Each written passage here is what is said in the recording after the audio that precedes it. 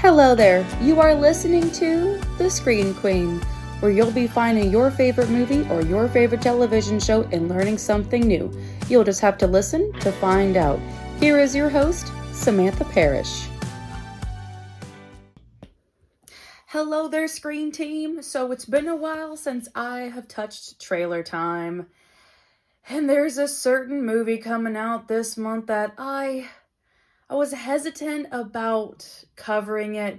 It has been talked about what is going to be Disney's dumpster fire of Enders.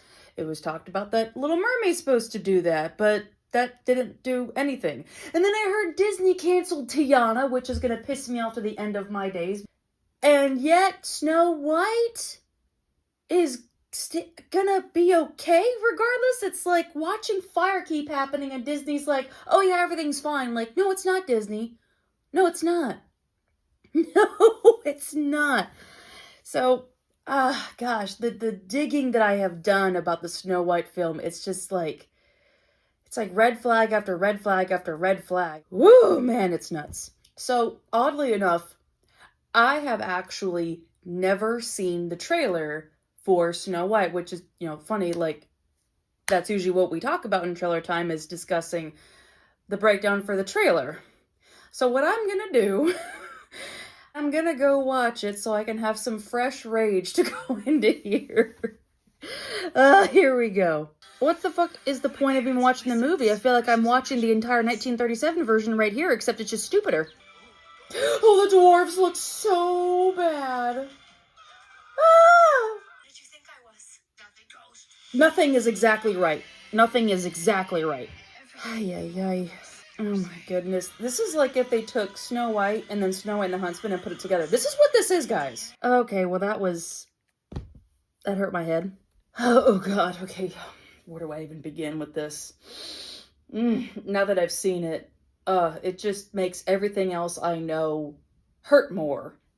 For months, I heard about this movie back in the summer, and it's just been a dumpster fire of new things. Like, I don't think I've seen a movie get this much hate, and then to learn there's hate on top of hate on top of hate. This is like if you took every single fandom together and their hatred and put it together, and this is what the hatred is for Snow White. Like, it's horrible and impressive.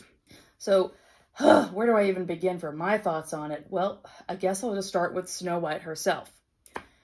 So Maddie Ziegler has already burnt her bridges with Disney, which is impressive and also not surprising. This girl was riding off of the success of West Side Story, and I can see from the pipes she got, oh my God, she's definitely going to be singing some songs.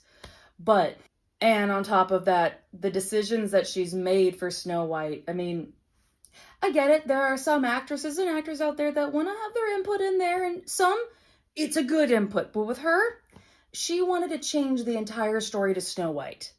The entire classic story. And one of the parts that she wanted to change was the ending of how Snow White is resurrected through true love's kiss. And she said, well, that's not right because Snow White can't consent. I'm like, well, yeah, she's dead. Like, I'm all for what she's saying. I get it on paper. But this is a fictional story where your emotions can take the front and your logic can take the back seat. That's the way that Nostalgia Critic said it best. And yay, man. Because of the changes she wanted to make, Disney is already like, yeah, we're done with you. I'm like, well, the mistake was already hiring her in the first place. Like, I'm surprised they didn't fire her after that immediately. I guess there must be some contract issues that she has to be Snow White, and the best thing they can do is just make sure that she can't have any other projects involved with Disney, which is almost a hilarious contrast considering the original Snow White was bound to Disney. They paid $900 for her voice. Literally, yeah, like Ursula got nothing on the way that Disney owned the original Snow White actress's voice. And anything she had to do had to be Disney projects. So despite being screwed and owned by Disney, she still had a job until the day she died. This girl, she's got no job with Disney. The second thing is something that I read in the trivia. First thing I ever read, and I'm gonna read it to you guys right now, because this is just another nail in its coffin. It's horrible. David Hale Hand, son of David Hand, the original supervising director of Snow White and the Seven Dwarfs, does not like how modernization is being brought into the new version. I'm okay with the modernization, to be honest.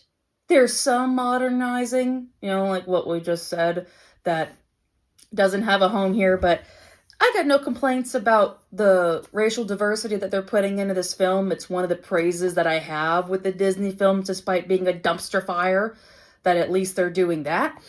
But I agree with him that there's just some modernizing in here that it doesn't do good for the film, and I can see where he's right. This doesn't feel like Snow White. It doesn't really feel like Disney.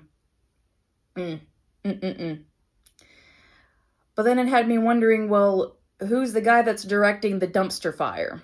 And that is a guy named Mark Webb. I could see where the possibility led with him. The guy has had his hand in different parts of the film industry.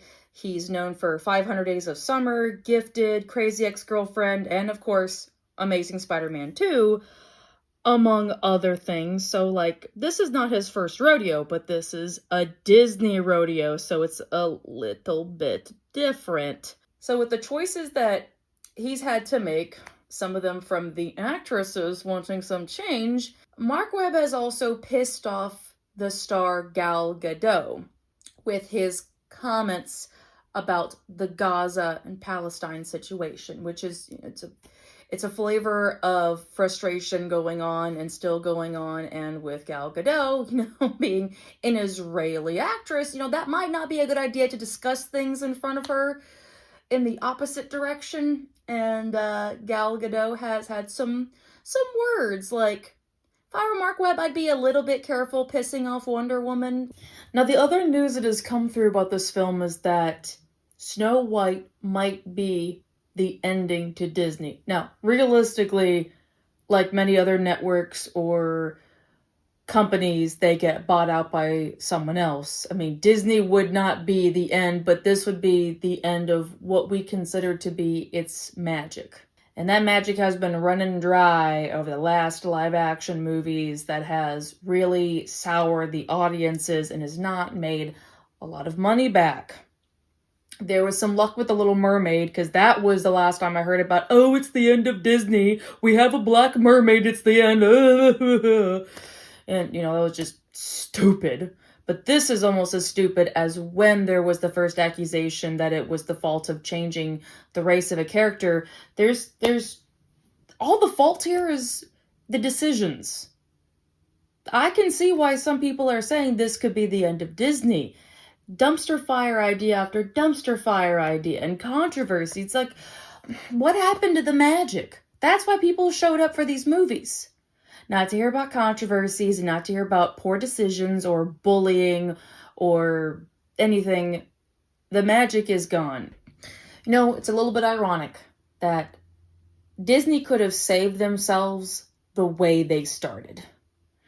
It could have been a beautiful redemption story that they brought back one of the classics that launched this legacy, but the legacy is now tarnished, and this is just another example about why Disney is going downhill. Instead of being like a great move, it just became a poor example. Man, I am scared for this movie. I truly am. As much as I do love my Disney films, I want justice for my Disney films. I want what I grew up with, and I want the same thing for when I get to introduce my future kids into the world of Disney and get to show them the very things that I loved. But this is awful that this is what's going to be leading into the future generations. If there's even going to be a generation after Snow White. I hope that there is something good about this movie, because so far there's nothing good about this movie. That's all I got for this episode of Trailer Time. Thank you so much for tuning in. I do have a slight change that I would like to announce about trailer time. So I was talking about it with one of my friends who is a longtime listener of the show, and because there's multiple trailers that come out at a time, I decided, well, I think I might change it to cover multiple trailers than just one per episode. So once a month, I'll be selecting a certain amount of trailers and I'll be dishing them through like I usually do. And I'd like to make the most of it. It's a very underrated part of my show and I want to keep it going. Coming up this month is the grand premiere of the CSI episode here on The Screen Queen. It's going to be a very big event and I'm looking forward to it and I've been working hard on it and it's going to be worth it when it comes out. But until then, if you'd like to catch up with me in between uploads, you can find me on my Instagram at the Queen of the Screen. And I usually like to end it by advertising my little series called Inglorious Inc. If you would like to get into my series outside of my show, you can find Inglorious Inc. and its prequel available on Amazon, and I have that link available in the description box. Alrighty, you all take care now. Stay amazing. This is your Screen Queen, signing off. Bye-bye!